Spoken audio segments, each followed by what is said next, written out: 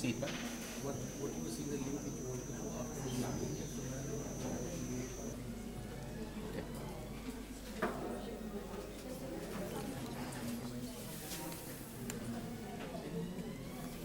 Okay.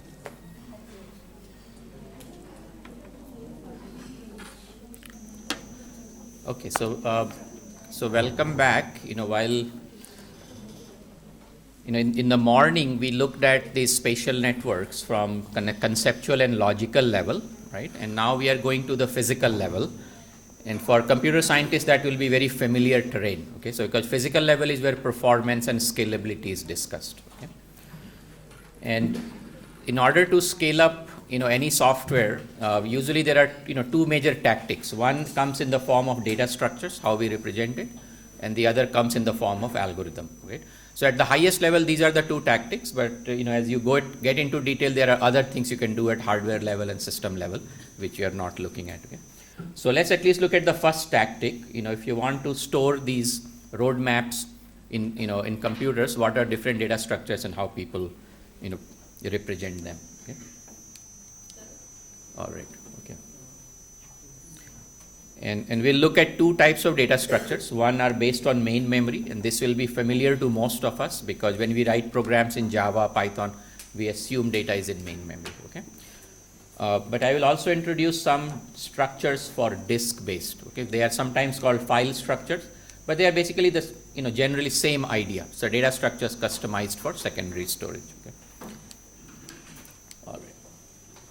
So again, in a big context, we looked at spatial network at conceptual level, both entity relationship diagram and graph. We looked at SQL level with custom statements such as connect and recursive, and now we are going to physical data model, particularly data structures. Okay. And then we'll come back look at files. Okay. So in main memory, probably some of you have seen these graph data structures, and you can very easily guess to represent this kind of a graph. You can either use a matrix representation, right? Many of us know. And in matrix representation, these nodes, they become both columns and rows. Okay. So 5 nodes here, 1 through 5. So 5 rows, 5 columns.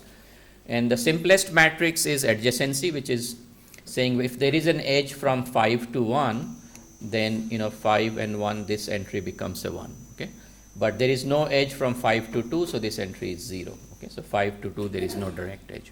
So this is a matrix representation. And again, there are slices of computer science. If you are in linear algebra, numerical analysis, they really love matrix kind of representation. Also, if you are in parallel computing, those are optimized for linear algebra, so they love this representation. Okay. But if you are in a language like Java, then you might use a pointer-based representation, okay, and that will be what we'll call adjacency list, right? So in this case, for every node, that's a node 1 through 5, we can keep a list of the edges. So from node 1, there are 2 outgoing edges, one going to 2, other to 4.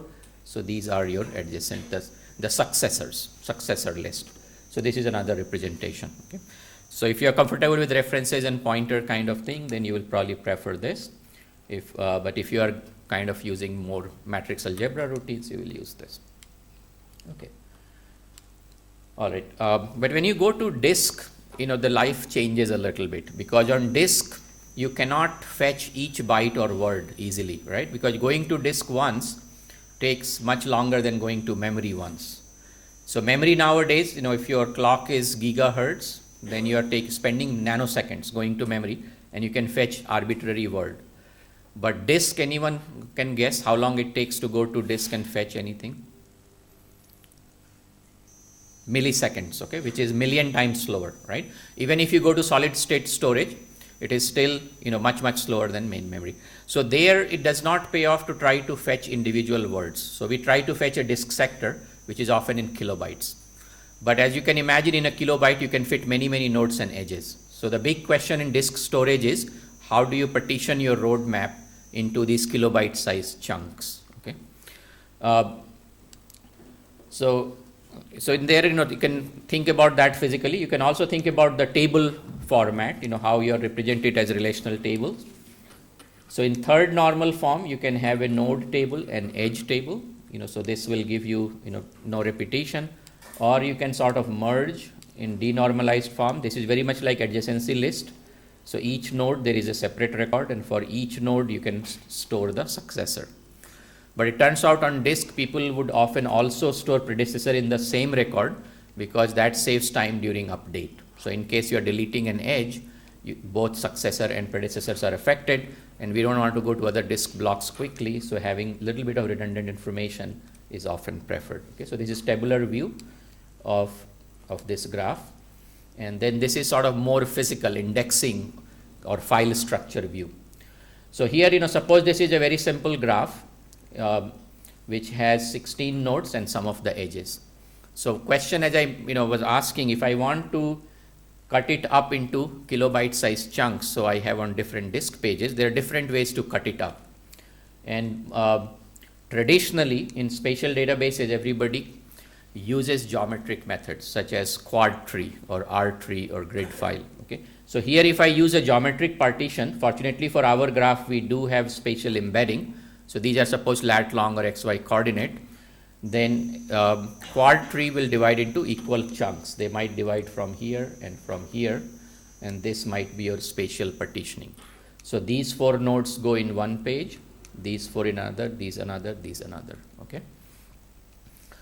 And you probably remember the first video I showed you on day 1, right? So this is where bulk of storage happens.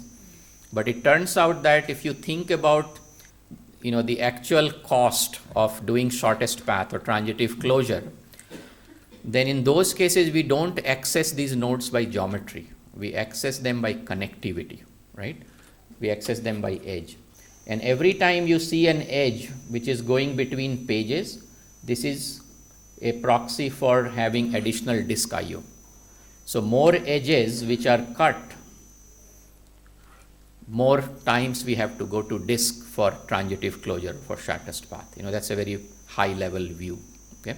So the question is, is this the best way to cut it? If I have to make 4 groups, each with 4 nodes, in this case, how many edges am I cutting? 1, 2, 3, 4, 5, 6, and 7. Okay.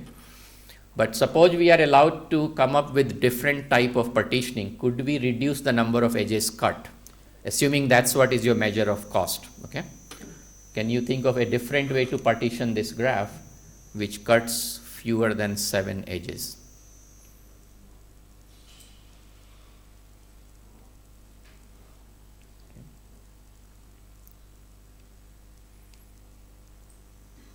All right, so graph, any guess? Yeah, so you can horizontal, so maybe like something like this. All right, good. If I cut it here, these are the 4 nodes go in one page, I only lost 2 edges, and then do the same thing here. Okay, 4 edges, and then here, so that's 5 edges, right? That's less than 7, and this is, formally this is called min cut graph partitioning problem. Okay, it's used for many other things. It's used for VLSI circuit design, it's used for parallel computing, and so on. But essentially, one of the key insight here is when you're storing roadmaps, since most of our computations are graph oriented, right? We are doing shortest path, then it's more important to pay attention to the graph traversal and edges, not the geometry. Geometry is only used for display, okay, and those are tiles. But when you're doing shortest path, this partitioning cuts fewer edges and it tends to give you better performance. Okay. So this is sort of proxy for quad tree or R tree family. And this one is what is called connectivity clustered access method, which is graph oriented. All right. So any quick questions, issues on this? Right. Okay. Good. All right. So this is sort of showing you, a quick example. So in this case, we took the roadmap of Minneapolis, and here you are actually looking at these kilobyte size chunks. And whenever you see things which are with same color, they are on single disk page. So this is one page, this is one page. And when you see white edges, then white edges like this, they are going across pages. Okay, white edges are going across pages. So this is the geometric partitioning and this is the graph partitioning. And just by the look, you can see much fewer white edges here, right? More white edges here. So that's the same message. It's basically saying fewer edges you cut, better is I/O performance. Okay. All right. Okay. So a small exercise again, we are going to embed it.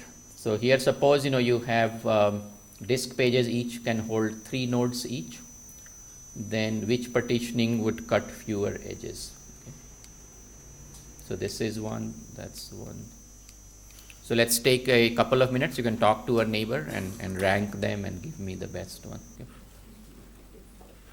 Okay.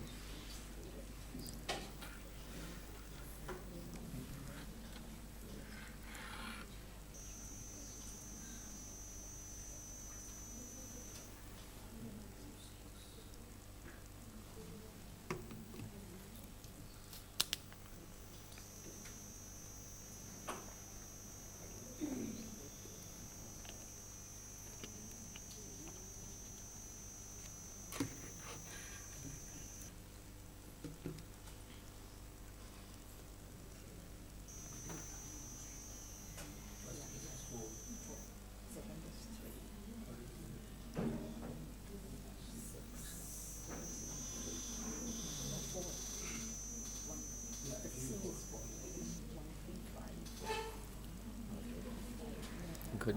Okay.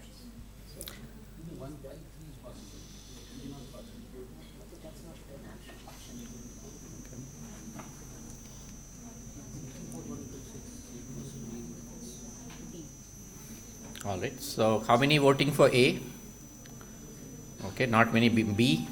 Okay. A lot of hands up. C. All right. D. Okay. Great. So if we cut it like 2, 3, 4, which is down here 3 edges, and others are 4 or higher, right? Okay. Good. But in general, min-cut graph partitioning is a NP hard problem. So, the writing algorithms for this is non-trivial. So there are heuristic algorithms available. There are software packages like Metis and so on, which can scale up. They don't give you the optimal one, but they do much better than basic geometric partitioning. All right. Okay, so I'm going to skip this. Let's now go to the last part, the algorithmic part. And again, it's the first one. We are going to focus on transitive closure and mostly use simple algorithms. And one other, mindset that I would, suggest you to think about. When we talk about algorithms, there are 2 very different perspectives in computer science, and you want to, hopefully you have been exposed to both. One perspective comes from theory, and they really zoom onto the asymptotic complexity, usually worst case, sometimes average case. But you know that in those cases, they ignore lots of, small details, right? A lot of constants are taken out. And most of that analysis is valid only if your data is extremely large, as data size tends to infinity. And obviously, they also do not model details of hardware and a lot of other nuances, okay? The other perspective is called a systems perspective. So if you took a course in operating systems, database systems, distributed systems, over there you will notice that algorithms tend to be simple and they don't really talk a lot about these asymptotic things, okay? And the perspective there is that overall performance, there are lots of factors that matter, okay? What is going to happen in your cache memory hierarchy? What will happen in your memory buffers? What else is going on, right? So oftentimes the very complicated algorithm, which have very nice asymptotic worst case complexity, when you try to implement in a systems environment, they don't really do very well, okay? So these two often will give you very different ranking of algorithm, okay? Systems view, people prefer simpler algorithm. And because, I said, this is not the only factor, there are many other things going on. And most of my course, you will probably see those systems perspective, okay? But if you have taken an algorithm course, you might come across other algorithms which have better asymptotic complexity. And you're welcome to add that to the discussion. So for connectivity query, as I said, we'll use the simplest one, and probably you can guess very easy. If I, want to compute that from graph theory perspective, your basic algorithms are essentially graph traversal algorithm, like depth first or breadth first, okay? All right. So in databases, same systems view is taken, and the way they actually take SQL query and optimize it is somewhat reminiscent of a compiler part, okay? So your SQL queries are often broken down into a set of building blocks. And for each building block, databases actually keep multiple algorithms. So this is another change of view. In theory, they always want to have a strict ranking, right? They will always say, look, this is the best algorithm, and just focus on that, ignore everything else, okay? But it turns out that in practice, that's not really true. So databases actually keep multiple algorithms, some of which will be very simple, okay? And then they would have a cost model, okay? Then they would have a cost model to actually rank algorithm for the given situation. And quite often the simple algorithms with which, whose asymptotic complexity is higher beats more complex algorithm whose asymptotic complexity is lower, okay? This is a very big change in thinking in the database framework, okay? But that's how databases work. If you took a query optimization topic, you will know that. So for example, linear search, right, which every theoretician will tell you is a dumb algorithm, right? And they would always tell you use binary search or use search tree. But databases keep both. And many times linear search beats the other ones. And let me actually ask you, can you guess why it will beat binary search or even the search trees? Can you think of any situation where linear search will beat binary search? Even if you are in one-dimensional data, you have a set of numbers. Okay, Communications of the ACM had a whole article on that just a few months ago. Any guess why? And many people are now switching back to linear search, abandoning binary search. Why is that? But suppose you can sort it, so that's one-time cost. Even then they are switching to linear search. So what's going on? In case of streams of data coming in, then you cannot scan the whole. You cannot go to the half just by jumping To the other one. the other one. So Okay, so streaming usually has to do with how much you can buffer and what the time is, okay? So the answer often depends on your hardware architecture, okay? So in case of linear search, if you think about your memory hierarchy, you have registers, you have cache, main memory and disk, okay? Linear search accesses things in a very nice sequence and it has very few cache misses. Binary search goes all over the place. Even though in theory looks beautiful, but your cache misses. Every time you jump around, you are missing the cache and it has to be refilled, okay?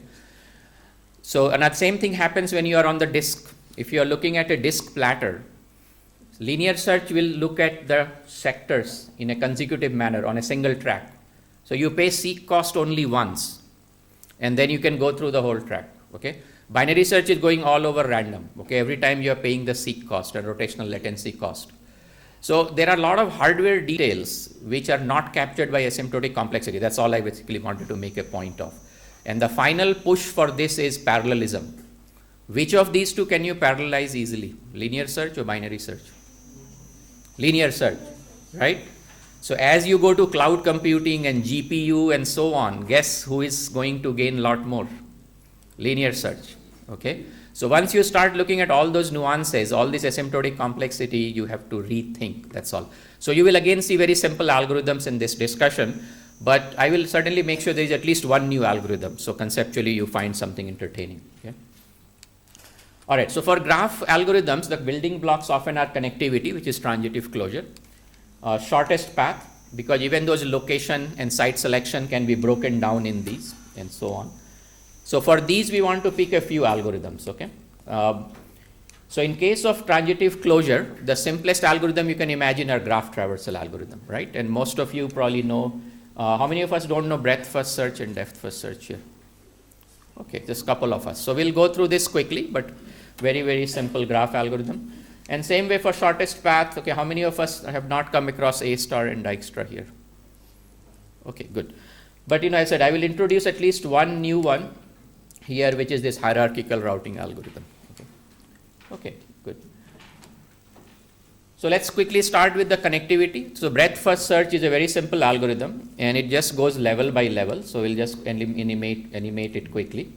So suppose from a particular node, suppose node 1, and from node 1 I want to traverse this entire graph. Okay, so it basically starts with the nodes which are direct descendant of 1.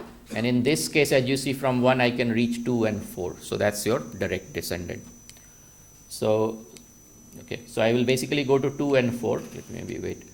And then from this level, you say, okay, which nodes can be reached with one other edge? So from 2 I can reach 3 and 4 I can reach 5. So these are your second level descendant. Okay, so that's the way breadth first search goes, and expands the circle. That's all. Depth first search, in contrast, basically goes in one direction. It will pick, one direction and keep going till it hits a dead end, and then try to come back and look at the second direction. So in this case, let's say if I start with, this particular node, so there are two choices. Either you can go down 2 or 4, and you have to break the tie in by some manner. Okay, suppose we favor the lower index node, then you go to 2. And from here you ask, can I go any further? So again it says you can either go to 4 or 3, and suppose tie broken is with the lower index. So you go to 3, so 1, 2, 3, and now we have hit a dead end. So it will come back and say, okay, previous node, did I have another choice? And we did have one on the 4 and then 5, okay. So depth first search kind of does, just more focused backtrack, whereas breadth first search does more circular expansion. Okay? And both of them, as I said, you can compare. So right here you notice that breadth first you are going level, whereas this is going deeper, and that's what the name is. But ultimately, both of them will allow you to cover the whole graph. Okay. And if you did a depth first search or a breadth first search starting with each node one by one, you will be able to compute transitive closure. So very simple algorithm. Okay. And that's mostly all I wanted to say with connectivity. But asymptotically in Corman and so on, you will find some other algorithms as well. Okay. All right. Just a small, quick performance kind of question.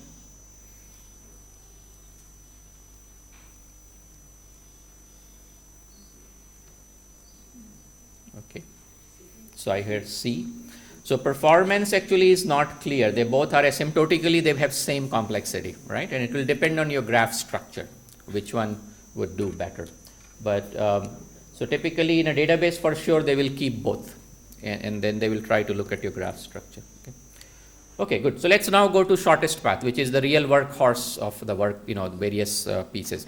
Even in the ESRI network analysis, even they can do location and site selection, allocation and all of those, but they actually break those down into shortest path.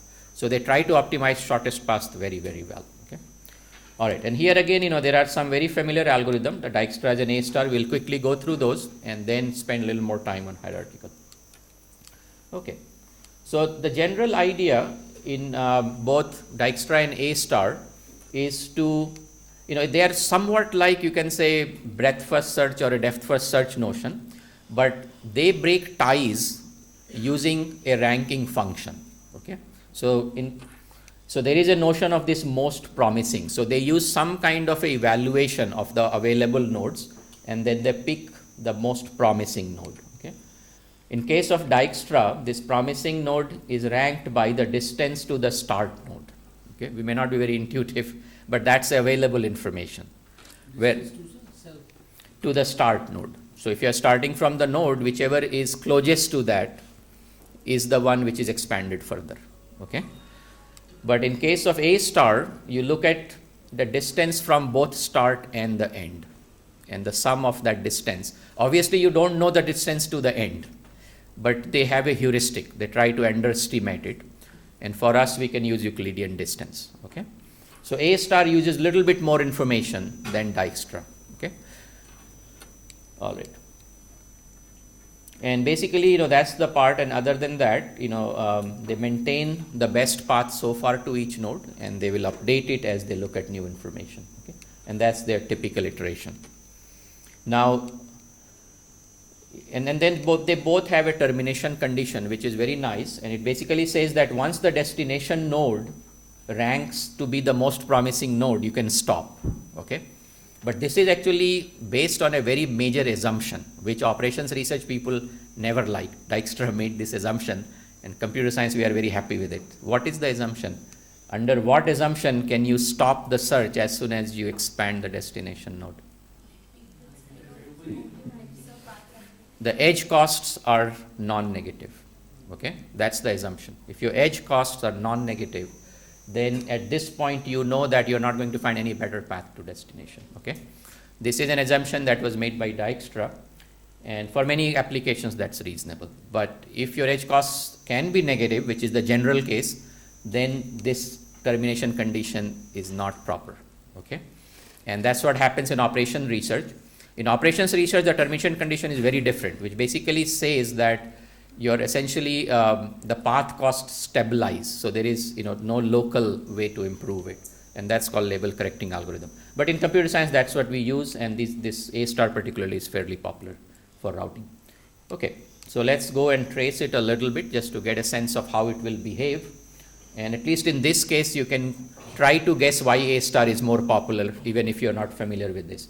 So suppose we start from here and we are trying to go there. Okay, then in the first iteration, Dijkstra is looking at all these neighbors, and it's going to basically pick the closest to itself. In this case, there is a tie, so it can pick any one of them. Okay, but A star, okay, it also has the 3 choices, but as you can guess that these two are closer to destination, so it's more likely to pick one or the other. It will go that way. Okay, it's not going to go towards this.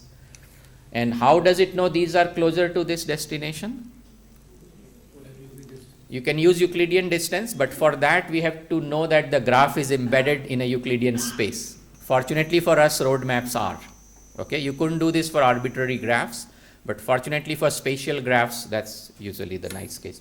Okay, then you can continue on. As I said, if you see the behavior, Dijkstra is like breadth first. It's kind of going around and around, because in this case all edge costs are same. But A star, you see, is a little bit focused. It's kind of moving towards the destination.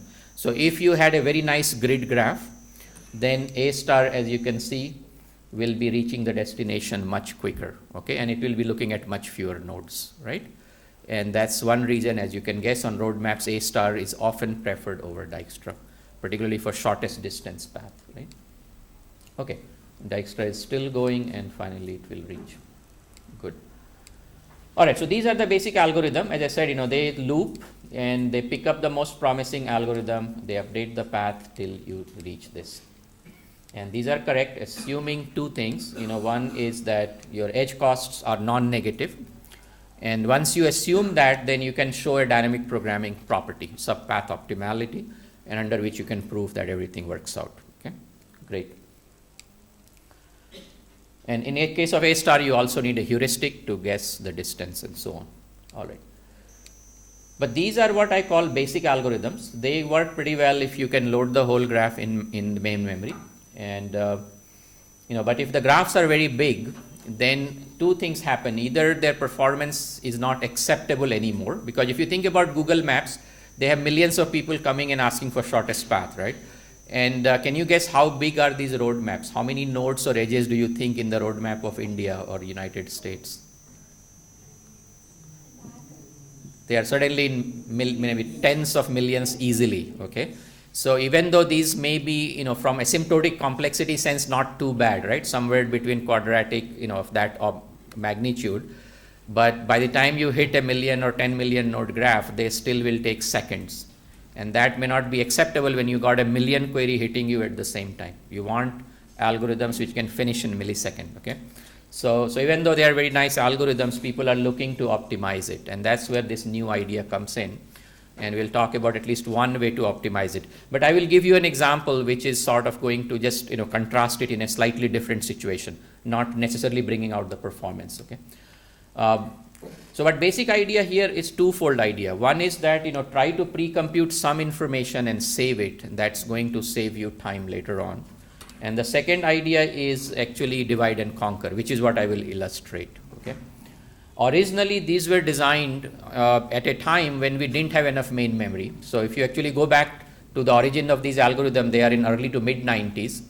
And back then, some of you probably remember, Bill Gates said how much memory should be enough for everybody? Anyone remember? 640 kilobyte was Bill Gates' claim should be enough for everybody. So back then, that's the kind of memory we had. A megabyte was pretty luxurious, and roadmaps were 4 gigabytes at least for US. So you had to also say, well, I don't have the roadmap in the memory. I can only look at pieces. How do I do the optimal route? Today, that's not the case. You can load the roadmap in the memory, but your concurrency has gone up. So you don't have the luxury to spend seconds. You want milliseconds. So these ideas are there for speed up. Okay. So let's at least look at how it works. And to dramatically show you the contrast, I'm going to show you a different graph where A star heuristic is not very effective. Okay. So suppose this is sort of your graph, because in general we don't have a nice grid, right? You have rivers and you have flyovers and all kinds of things. So we are trying to go from this node 2 to 12.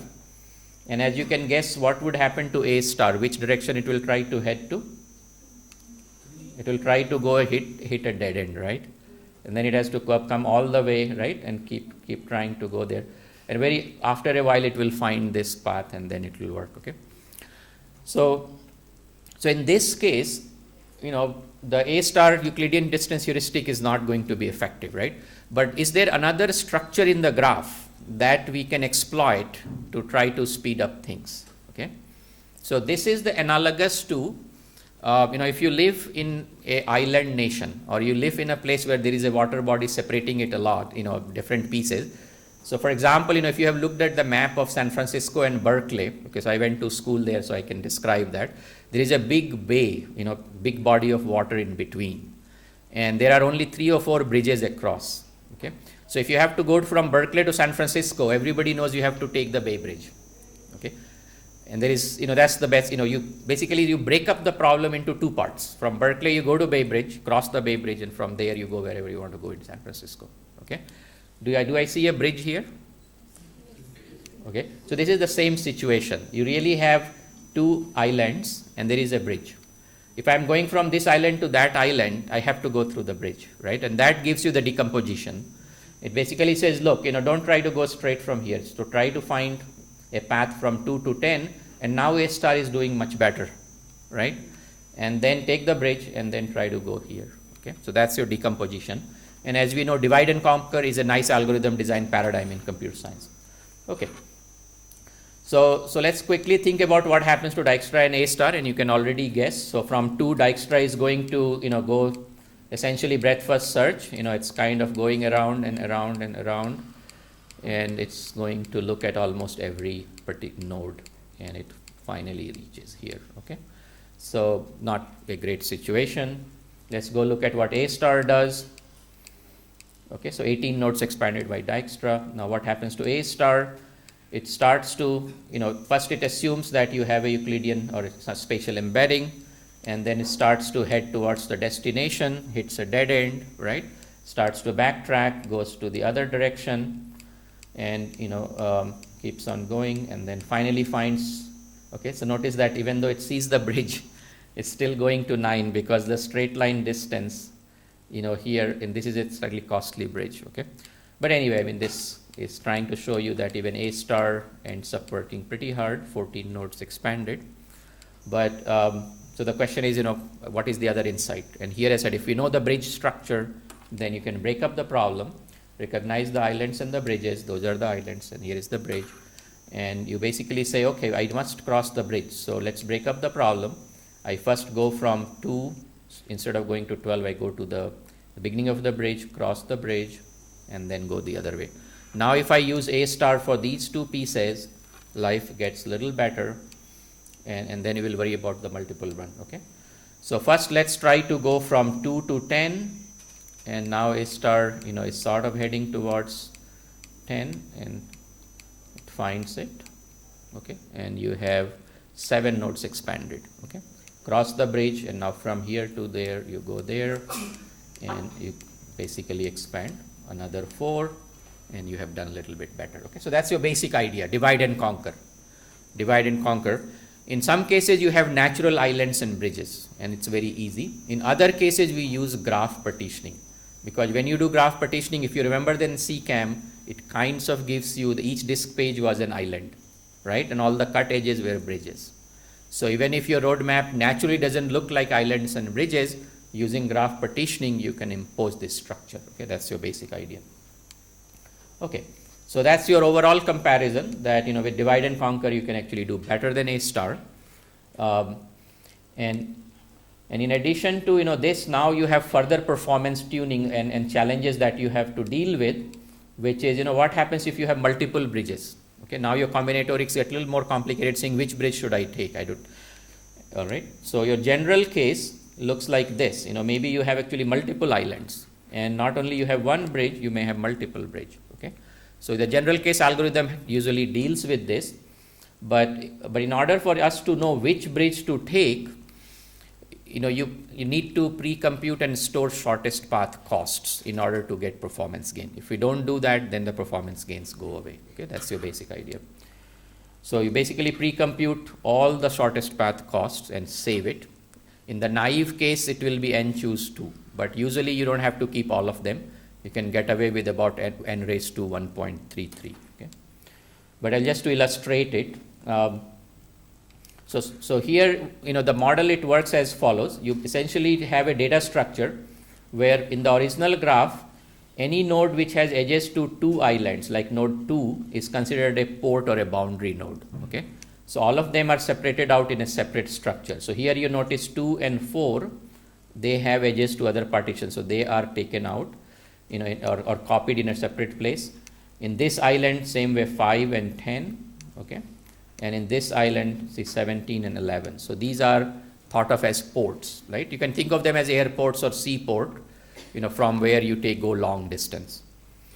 And then, even within the island, we find path between 2 and 4, and we store the cost. Okay, so 2 and 4 also you add an edge, which is internal cost 2.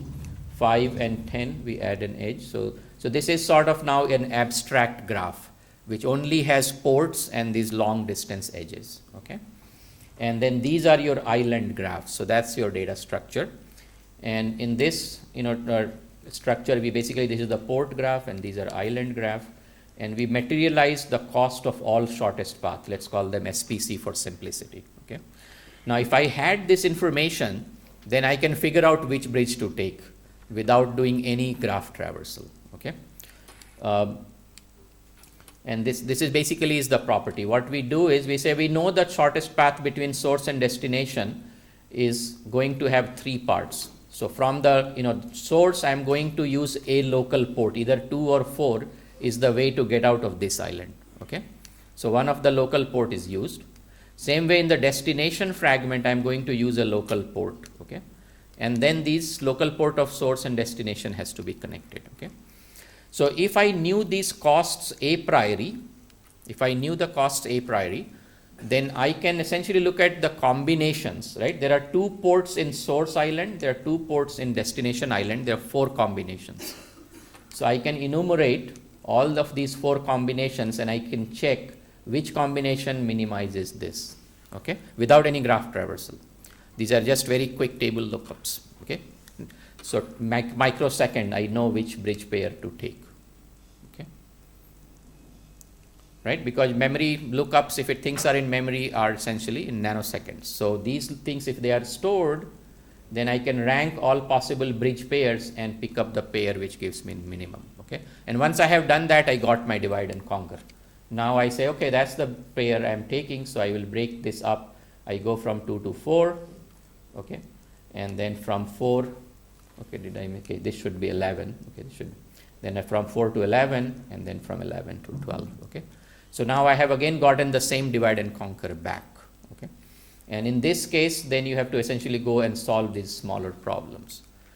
And if you do this divide and conquer, it will start speeding things up. So that's the basic idea of hierarchical algorithm. And hopefully, how many of us have seen this contraction hierarchy or hierarchical algorithms before? Okay, few of us. Okay, which one have you seen, contraction hierarchy or this one? This one, okay, good.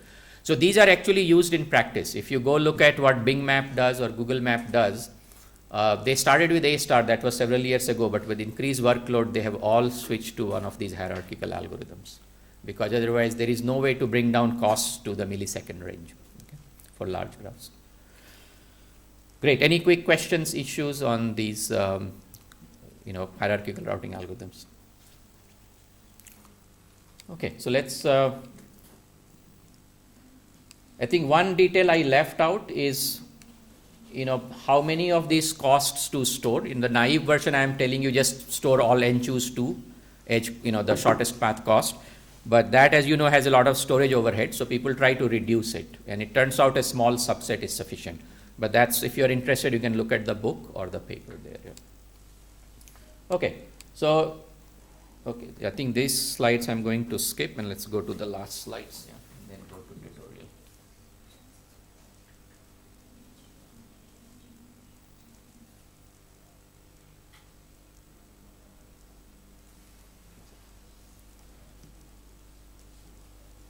Okay. All right, so let's spend maybe a minute or so on these.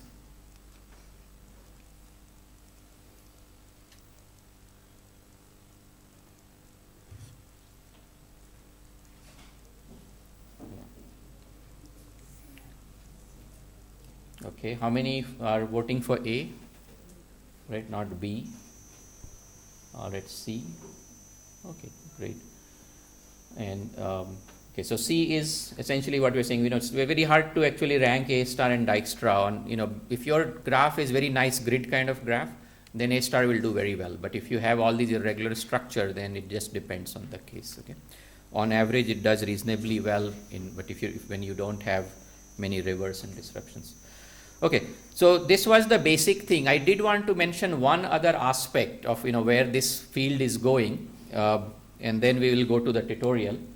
So let's kind of wrap up the static graph. That is something people have studied for a long time, and now that we saw a lot of this, and there are some innovations going on here like hierarchical algorithm and so on. But if you're looking at for research topics and so on, much more open area is when you add time. So I at least want to give you a flavor of what goes on when you add time. Okay.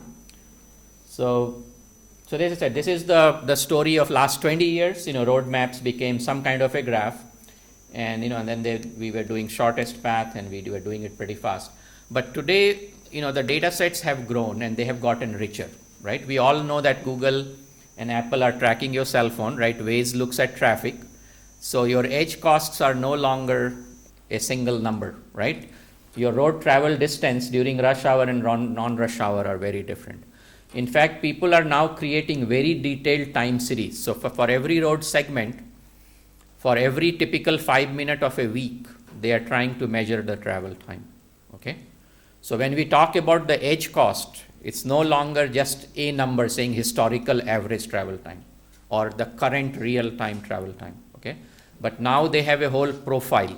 So this is showing you the profile over a whole day, and as you can see, many samples, 5 minute interval samples. Okay, so they have actually characterized typical weeks in large metropolitan area. So you can, apart from accidents and so on, which will change it, but you can kind of predict the rhythm of life in most metropolitan area. Okay, and I said, it's not 100% accurate, but it's a pretty decent prediction, like your weather prediction. And people are using this to plan routes. So the delivery companies and so on, when they want to send their trucks out, they would look at that and say, okay, this is rush hour, let's not put more vehicles on that. Okay, wait for quieter time, and that's when you can move quicker. Okay, but in order to do these applications, or so basically they will say what's the best start time and things like. But in order to do this, the representation change. And some of the problems change. Okay, so first thing you may realize, your shortest path changes over time. Okay, so during this time, this path may be better. During this time, this path may be better. Okay, you have certainly seen other behaviors. You may actually end up leaving later and arriving earlier. Okay, first in, first out properties may go away.